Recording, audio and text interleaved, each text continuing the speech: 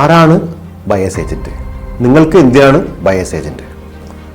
അപ്പോൾ ആരാണ് buyers agent എന്ന് ചോദിച്ചാൽ, നമ്മൾ സെയിൽസ് ഏജന്റ് നമുക്ക് എല്ലാവർക്കും അറിയാമല്ലോ. നിങ്ങളൊരു വീട് ഇൻസ്പെക്ഷൻ പോകുന്ന സമയത്ത് അവിടെ കോട്ട് സ്യൂട്ട് കെട്ടിയിരിക്കുന്ന നിൽക്കുന്ന ആളാണ് സെയിൽസ് ഏജന്റ്. അയാളുടെ മെയിൻ ഉദ്ദേശം എന്ന് വെച്ചാൽ വെണ്ടർ, അതായത് സെല്ലർക്ക് മാക്സിമം പൈസ ഉണ്ടാക്കി കൊടുക്കലാണ് അയാളുടെ ഉദ്ദേശം. അപ്പോൾ നിങ്ങളുടെ കയ്യിൽ നിന്ന് മാക്സിമം പൈസ മേടിച്ചു വെക്കലാണ് അയാളുടെ പർപ്പസ്. പണ്ട് കാലത്തൊന്നും ബയേഴ്സ് ഏജന്റ് ഉണ്ടാവാറില്ല. ബയേഴ്സിനെ റെപ്രസെന്റ് ചെയ്യാൻ ആരും ഉണ്ടാവാറില്ല. ഇപ്പോൾ അടുത്ത കാലത്താണ് ബയേഴ്സ് ഏജൻസ് വന്നു തുടങ്ങിയത്.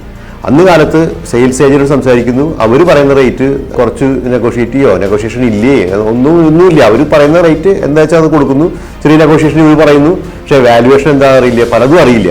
പക്ഷെ അവരുടെ ഉദ്ദേശം, അവർ നിങ്ങളോട് ചിരിച്ചു കളിച്ച് സംസാരിക്കുമെങ്കിൽ പോലും അവരുടെ ഉദ്ദേശം നിങ്ങളുടെ കയ്യിൽ നിന്ന് മാക്സിമം പൈസ മേടിക്കലാണ്. അത് അവരെ റെപ്രസെന്റ് ചെയ്യുന്ന, എല്ലാവരെയും റെപ്രസെന്റ് ചെയ്യാൻ സെയിൽസ് ഏജന്റ് ഉള്ള പോലെ തന്നെ ബയേഴ്സിന്റെ കാര്യങ്ങൾ നോക്കാനുള്ള ഏജന്റാണ് ബയേഴ്സ് ഏജന്റ്. പലർക്കും സെയിൽസ് ഏജന്റിന്റെ ആ ഒരു കരിസ്മ കാരണവും അവരുടെ ഒരു ഇത് കാരണം അവരോട് സംസാരിക്കുമ്പോൾ ഒരു വീക്ക്നെസ് ഫീൽ ചെയ്യാറുണ്ട്.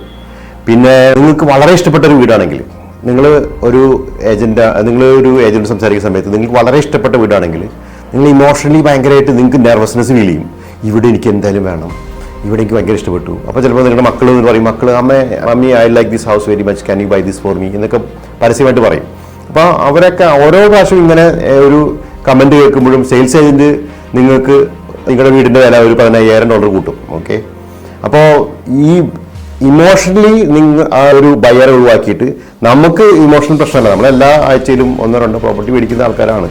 അപ്പോൾ നമുക്ക് ഇമോഷണലി അറ്റാച്ച്മെന്റ് ഒന്നും ഇല്ല. അപ്പോൾ നമുക്ക് സംസാരിക്കാൻ വളരെ ഈസി ആയിട്ട് പറ്റും. അപ്പോൾ ഇമോഷണലി നമുക്കൊരു പ്രശ്നമില്ല.